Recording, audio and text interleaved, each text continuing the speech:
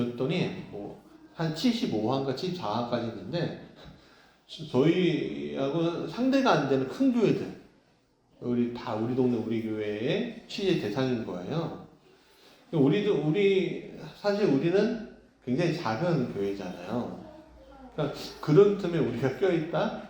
참 재밌더라고요. 이제 사실 우리 교회 사이즈나 규모에 비해서 굉장히 많은 일을 해요. 장난감 선교회도 하려고 하고, 미션카 선교회도 하고, 또 연극도 하게 되고, 물론 이 모든 것들이 지역 선교, 또 한국 교회, 또 세계 선교의 일환이긴 하지만, 참 우리 스스로 하지 못하는 것들을 우리가 한다라고 할 때 참 쉽지 않죠. 이게 가능하겠어? 근데 생각해 보세요. 가능하겠어 할 때 가능하던가요? 가능하지 않던가요? 가능하지가. 그렇죠. 가능하죠. 그러니까 우리 스스로 다 감당하려고 하면 가능하지 않지만 연합해서 감당하려고 하면은 다 감당이 되더라 이거죠.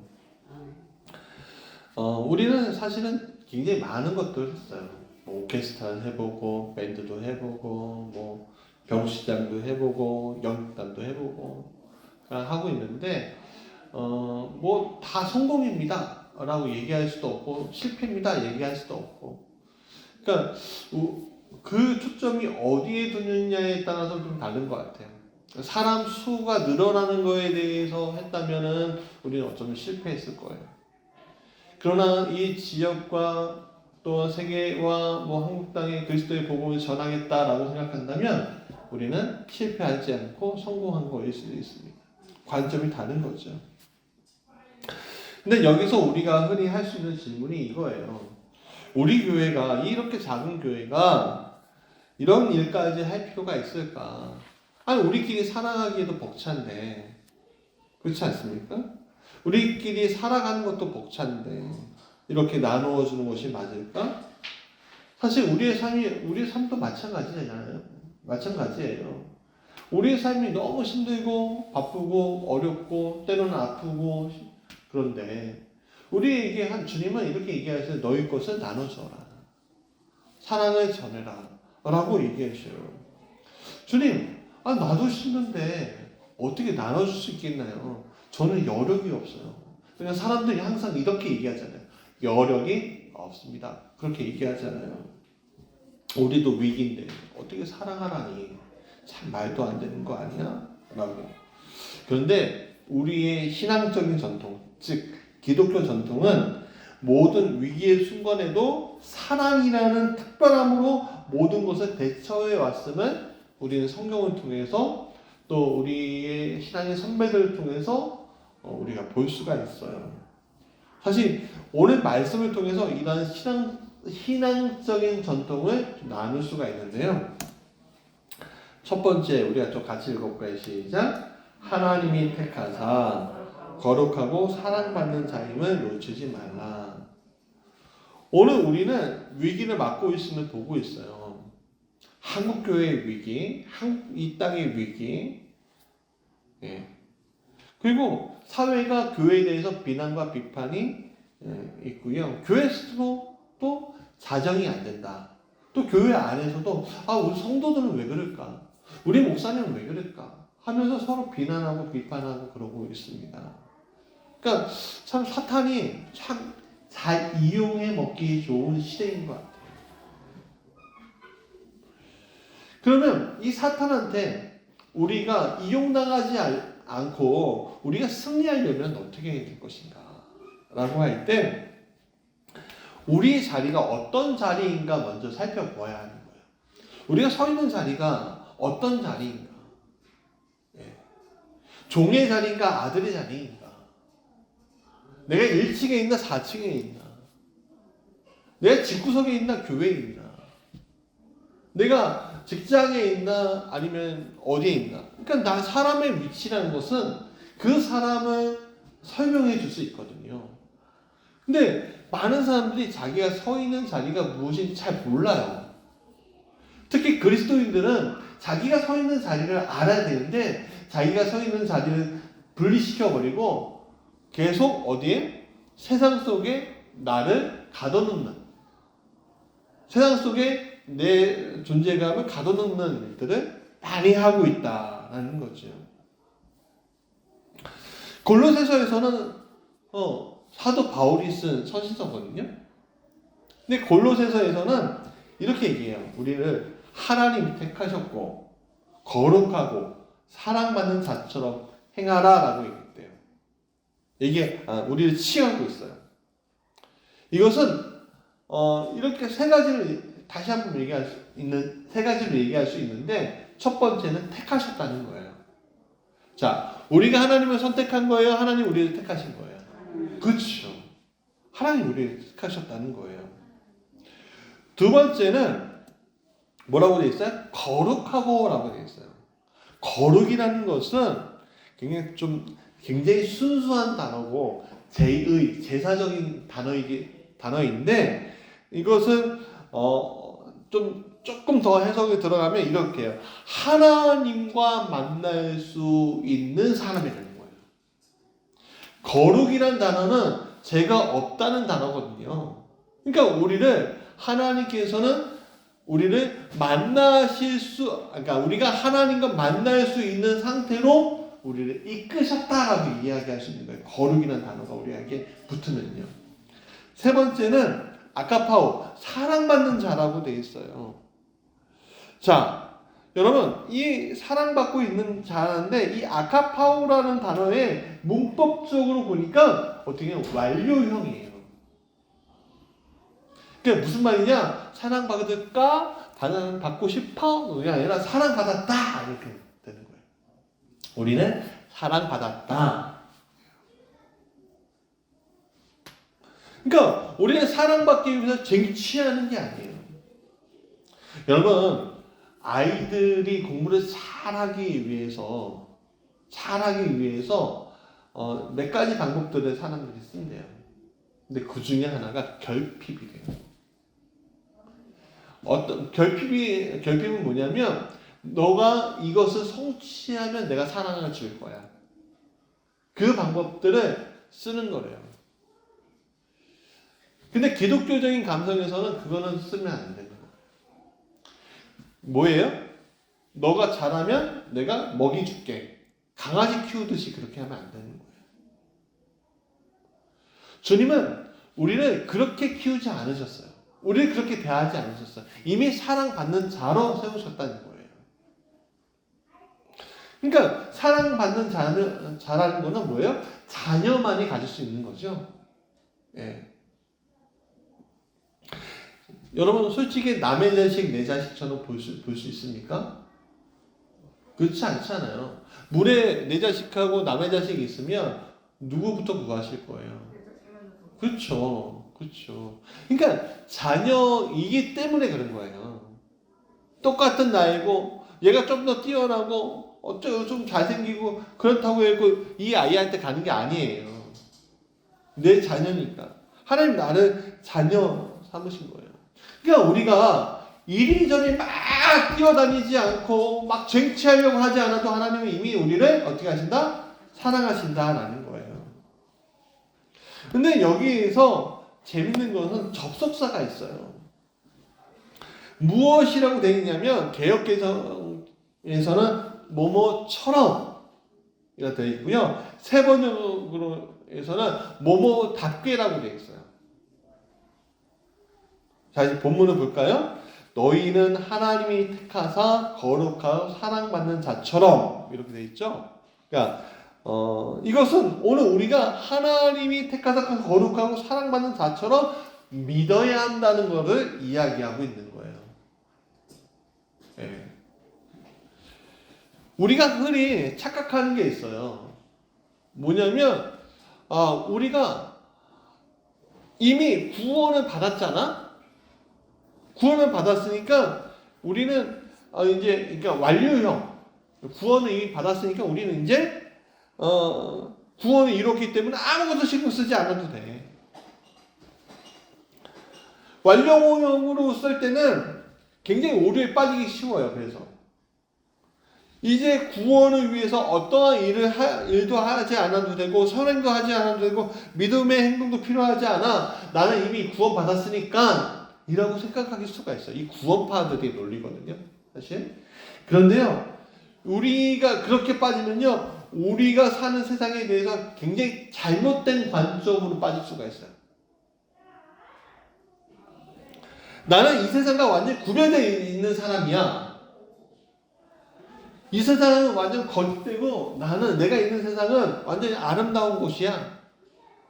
그러니까 나는 완전 구별이야. 끝! 근데 여러분들은 일차적인 존재예요? 다차원적인 존재예요? 이론적인 존재예요? 다원적인 존재예요?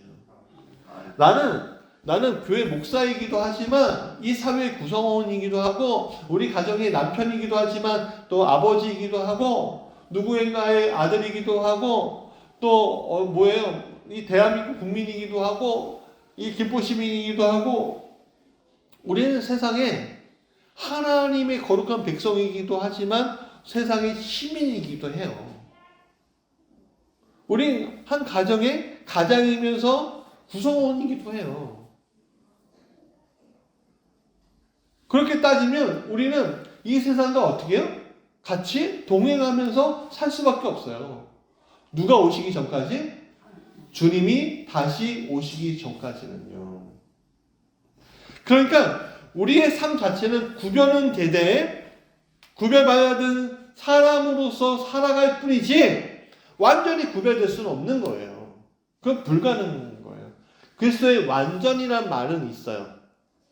그리스도의 완전이란 말이 있는데 그건 나중에 좀 말씀드릴게요. 그래서 바울은 받았다고 완료로 말하지 않고요. 이것을 구원으로 이루어가는 과정도 우리에게 있음을 알려주고 있는 거예요. 우리는 이미 받았지만 또 구원을 이루어가는 과정 가운데 있는 거야. 라고. 다시 말해 이것은요. 구원은요. 완료형이기도 하지만 현재 진행형이고 그리고 미래형이기도 하다는 거예요. 오늘 이 세상 속에서 구원을 이루어가는 성도의 삶이 우리에게 필요해요. 그래서 하나님이 뭘 주셨냐면 그래서 사명이라는 걸 주시는 거예요. 왜? 구원을 이루어가는 과정들이 필요한 거니까.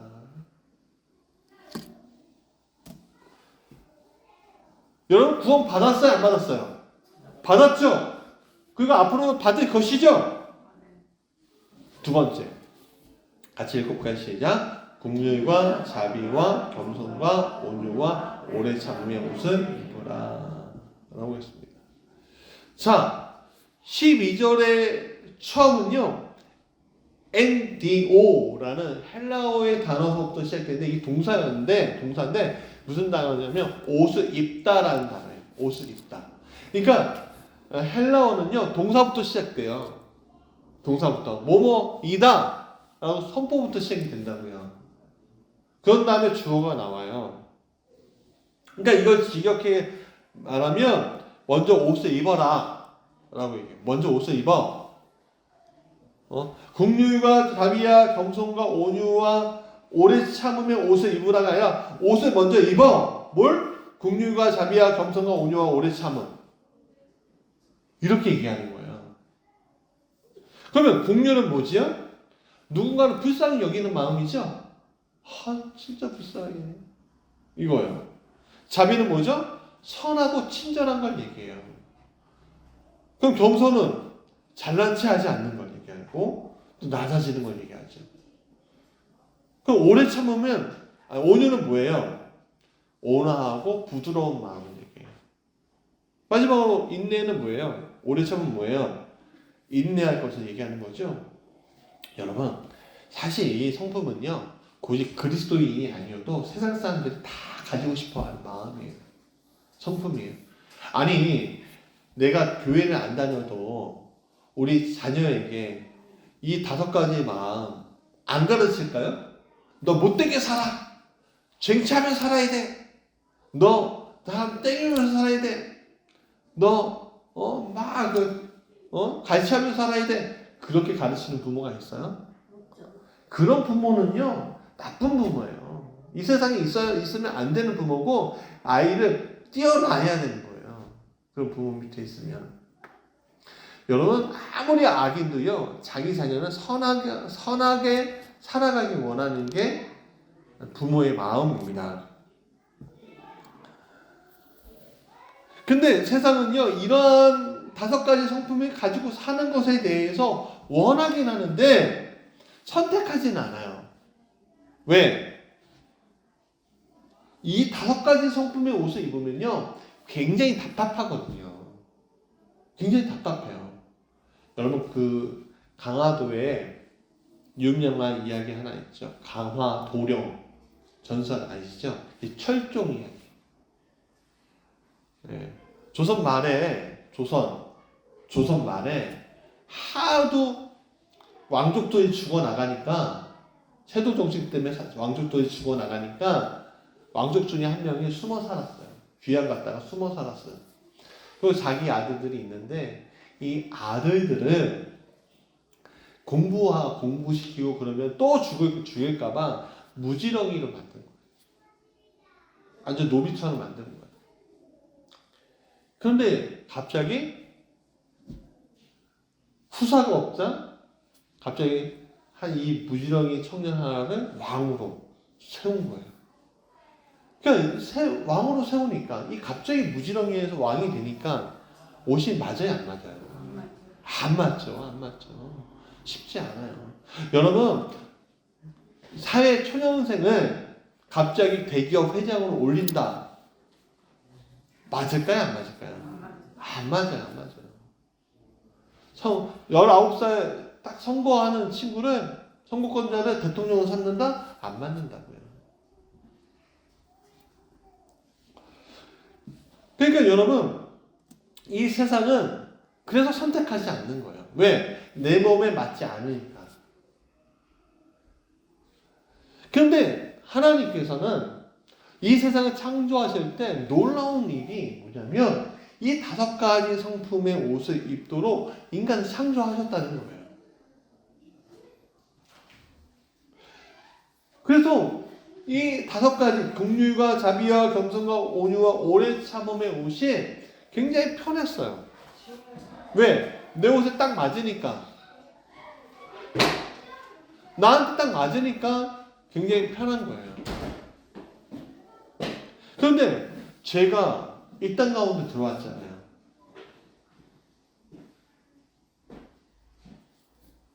제가 이 땅 가운데 들어오니까 어떤 일이 일어나요?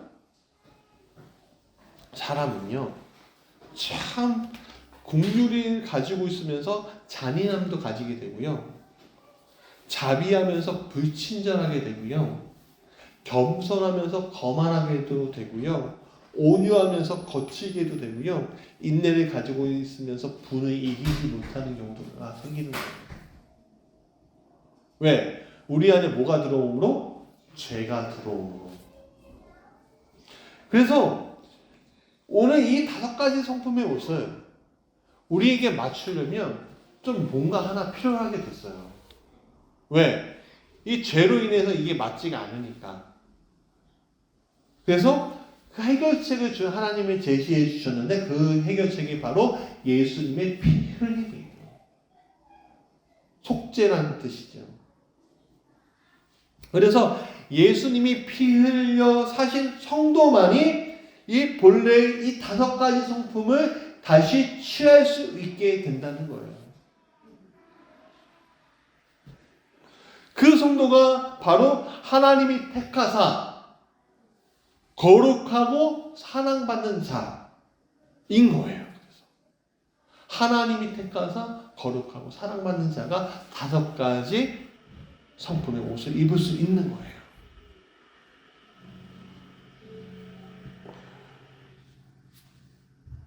그러면 이 모든 것을 이루기 위해서 우리는 어떻게 해야 할까라고 할 때 13절에 그 얘기를 하시는데, 같이 7가지 시작. 서로 용납하고 용서하라. 주께서 하신 것처럼. 자, 13절에 한번 보세요. 13절 다시 한번 읽어볼게요. 누가 누구에게 불만이 있거든 서로 용납하여 피차 용서하되 주께서 너희를 용서하신 것처럼 너희도 그리하고 라고 얘기하고 있어요. 여러분 용납하고 용서하는 거 쉽습니까? 쉽지 않아요. 용납이 뭐죠? 너그럽게 받아들이는 걸 용납이라고 해요. 용서는 뭐예요? 죄를 벌하지 않고 덮어주는 것을 용서라고 해요. 근데 내게 고통을 주고 나한테 상처를 준 사람을 용납하고 용서할 수 있나요? 아니요. 쉽지 않아요. 쉽지 않아요. 내 자녀도 그게 쉽지 않은데 원수가 나한테 그런다? 쉽지 않습니다. 이것은 사실은 이 5가지 성품, 긍휼과 자비와 겸손과 온유와 오래 참음의 옷을 입었어야만 되는 거예요, 사실은. 서로 용납하고 용서하려면.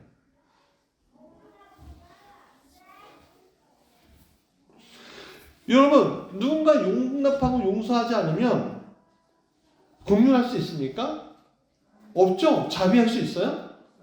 없죠? 겸손할 수 있나요? 온유할 수 있나요? 오래 참을 수 있나요? 없단 말이에요. 용납하고 용서하지 않는데 어떻게 그 옷을 입을 수 있겠어요?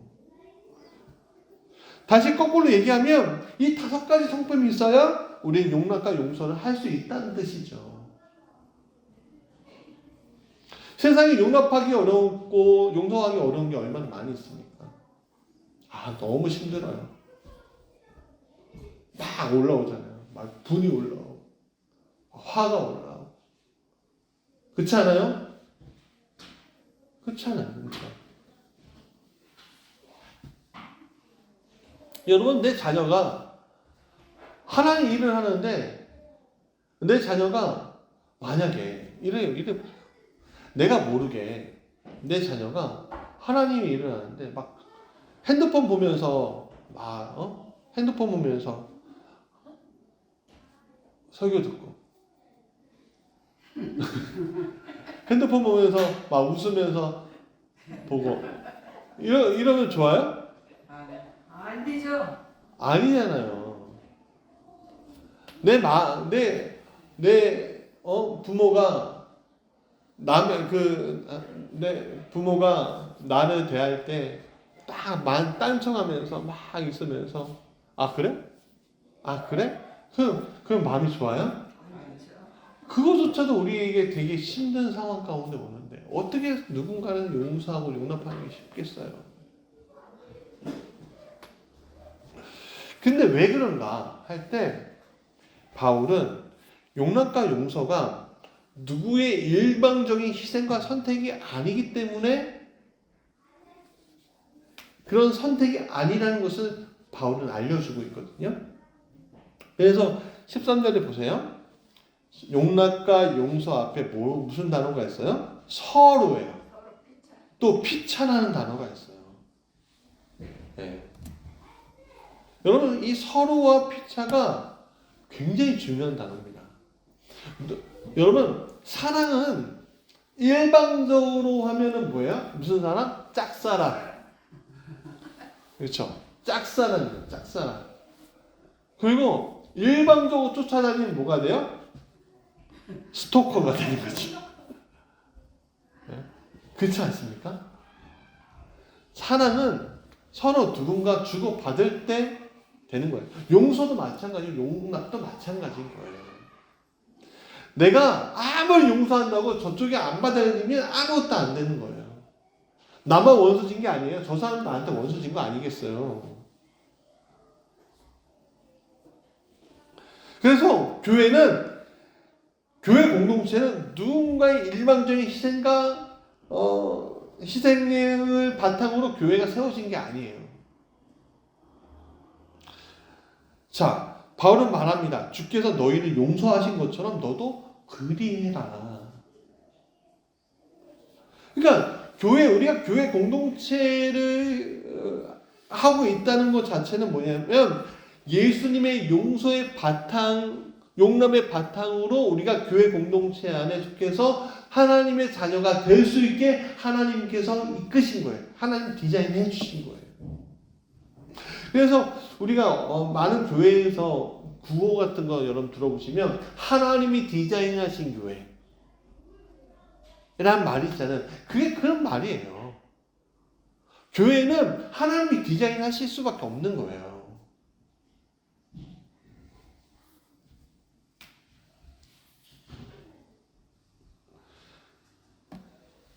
여러분, 교회를 비난하고 비판하는 이들을 우리가 용납하고 용서할 수 있어야 되겠죠. 그들에게는 그들의 합당한 이유가 있을 것이죠. 그러나 그들에게 합당한 이유가 모두 옳기 때문에 우리가 용납하고 용서하라는 것이 아닙니다.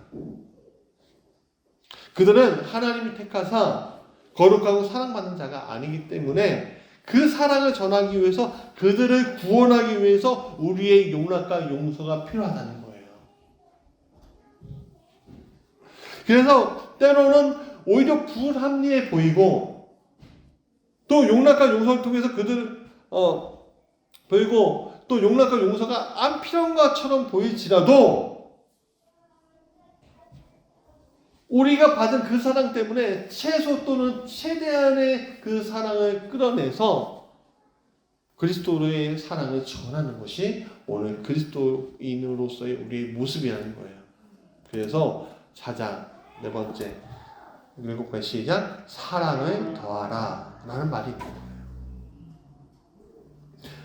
13절에 보니까 이 모든 것 위에 뭐예요? 사랑을 더하는 거예요.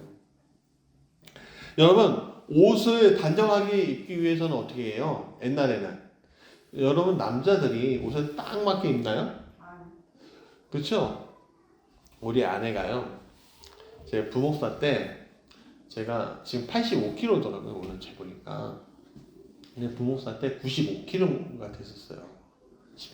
그러니까 어떻게 배가 이 근육은 운동을 안 하니까는 이게 배가 이렇게 나오는 거예요. 저도. 그러니까 지방이 막 생기는 거예요. 근데 거기에다가 근데 우리 아내가 더 찔 줄 알고 바지를 어떻게 했는지 아세요?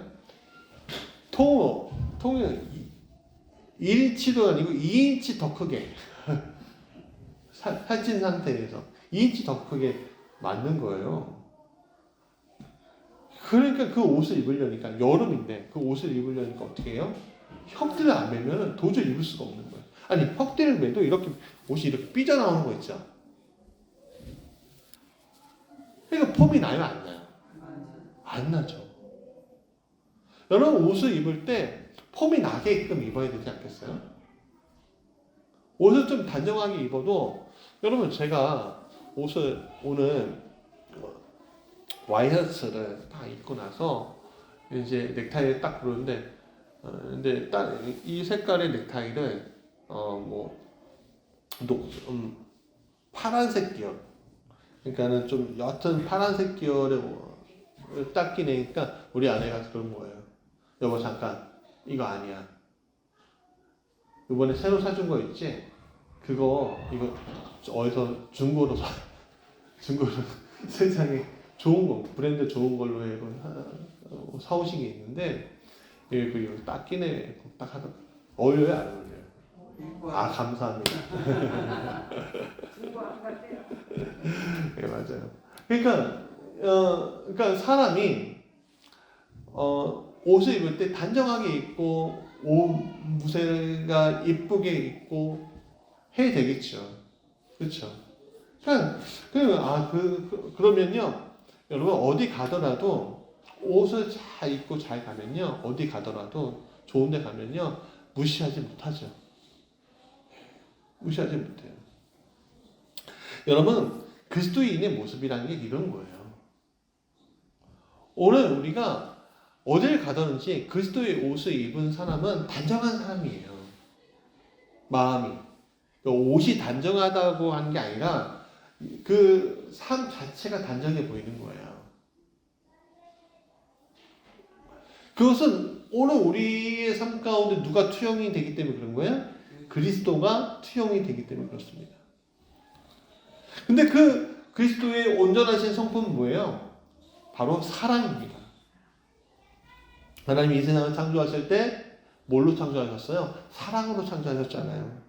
우리를 구원하실 때 사랑으로 구원해 주셨고 이 세상 심판하실 때도 사랑으로 심판하실 거예요. 그래서 이 사랑만이 모든 것을 묶어주는 겁니다. 여러분, 사랑이라는 갈무리가 없을 때 뭐가 남아요? 의문만이 남죠. 여러분, 우리가 바리새인들에 대해서 성경에서 굉장히 비판적으로 얘기하지만 사실 바리새인들은요 굉장히 종교적으로 열정이 있는 사람들이었어요. 지금 여기 서 있는 이주원 목사보다 더 정갈하고요, 정확하고요, 더 성경도 많이 알고요, 더 하나님 앞에 서려고 노력하는 사람이었어요. 그런데 예수님이 왜 그들을 독사의 자식들아 이렇게 하면서 막 혼냈냐면은 한 가지가 부족해서 그래요. 뭐야? 공률한 마음, 자비한 마음, 온유한 마음, 그 사랑의 마음이 부족해서 그랬던 거예요. 그래서 바울도 바리새인이었거든요. 근데 바울은 그래서 그 모든 모습 가운데 뭘 더하라고 한 거냐면 바로 사랑을 더하라고 얘기한 거예요. 여러분, 사랑을 더해야지 비로소 하나님의 사랑이 나타나는 거예요. 여러분, 고슴도치도 자기 새끼는 사랑하는 거예요. 그러나 내가 남의 자식을 사랑하려면 어떻게 돼요? 내가 내 스스로 사랑하는 게 아니라 그리스도가 나를 사랑하신 그 마음으로 사랑하는 거 아니겠습니까? 그래서 내가 내 안에 있는 어떤 원천을 끄집어내서 사랑하려고 하지 마십시오.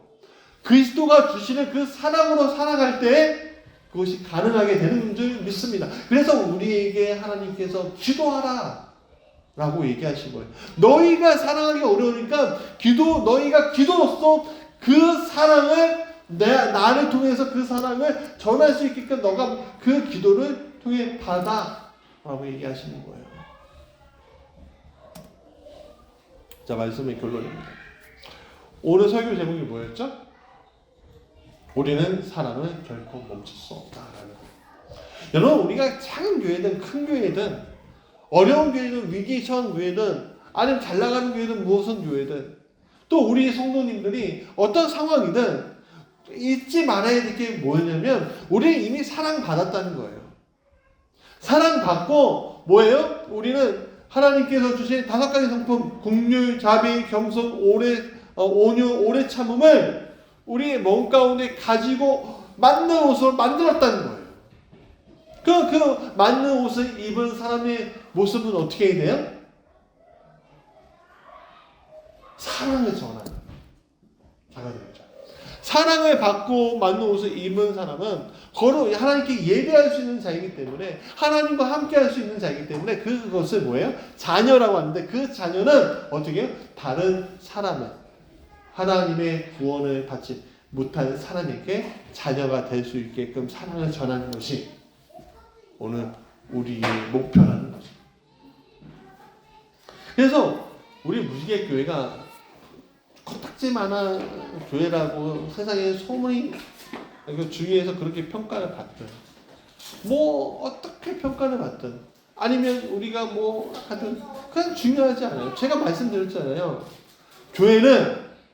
여러분 교회는 큰 교회 작은 교회 있어요? 없죠. 교회예요.